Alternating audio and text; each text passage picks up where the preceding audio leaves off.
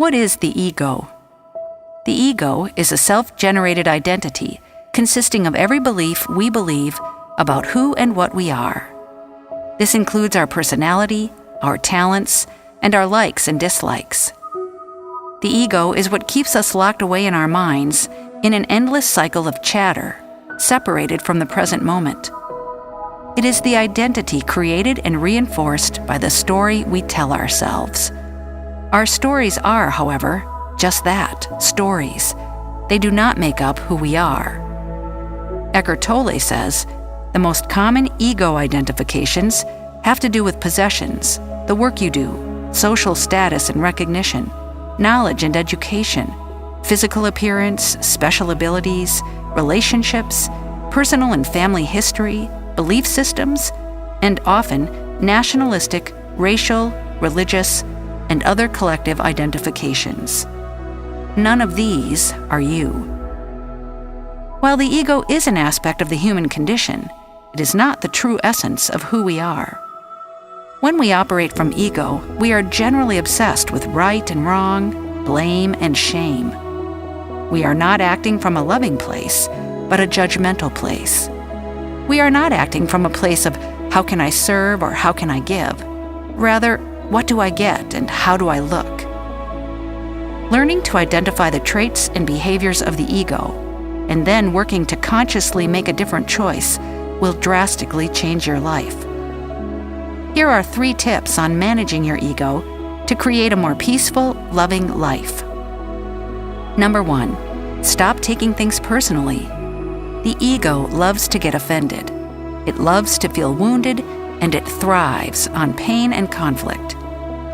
When we choose to be offended over things, we are actively choosing to allow the ego to take hold of our lives and create pain. In order to disassociate from this decision and make a different choice, we must recognize that love is our natural state.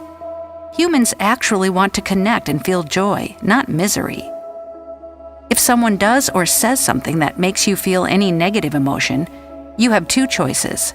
You can react and engage in conflict, or you can recognize that the trigger within you is an opportunity for your own growth. You can choose to recognize that anything negative said or done from another is likely a projection of their own ego. Don't waste your energy on ego battles. Save it for love and service. Number 2, forgive. The ego loves being right. It sustains itself in this way. The problem is, it also keeps you from doing what you need to do to move closer to love and truth. The ego is sort of like a weed in this way. It may have pretty flowers for your inner garden, but if left unattended, it will choke out all of your other plants and leave you in a big mess. When you forgive, you allow your heart to open, and you separate from the need to be right and instead choose love. This is functioning from your true self. Forgive others and forgive yourself too. Number 3, let go and observe. Let go of trying to be right, trying to win, trying to be seen, trying to be heard. Instead, observe. The ego wants to prove itself and jump up and down to gain love and validation. Our higher self doesn't need validation. Our higher self knows that it is love. By becoming aware of the ego and its need to be seen, heard, and acknowledged, you open up space to be seen and heard without expectation.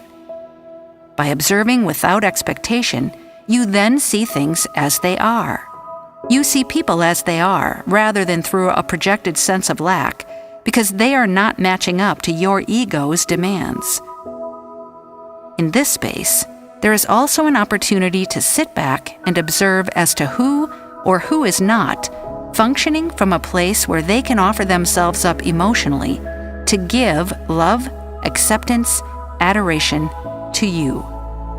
This means we let go of controlling people in an attempt to have our needs met. This is freedom. Eckhart Tolle said, "The moment you become aware of the ego in you, it is strictly no longer the ego, but just an old conditioned mind pattern. Ego implies unawareness. Awareness and ego cannot coexist. There is no denying that the ego serves its purpose, but when the ego becomes the dominant process of your mind, you fall out of alignment with your true self. With practice, you can learn how to manage your ego better and create a life that feels more peaceful, loving, and authentic. As Gandhi said, "When the ego dies, the soul awakens."